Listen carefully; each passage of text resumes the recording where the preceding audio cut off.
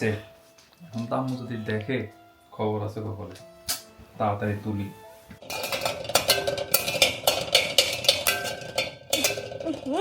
কত সিকিউর কি রে?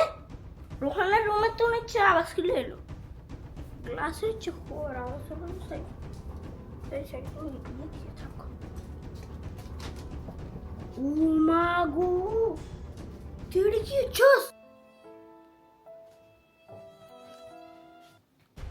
গ্লাস কি লাগাছস তুই?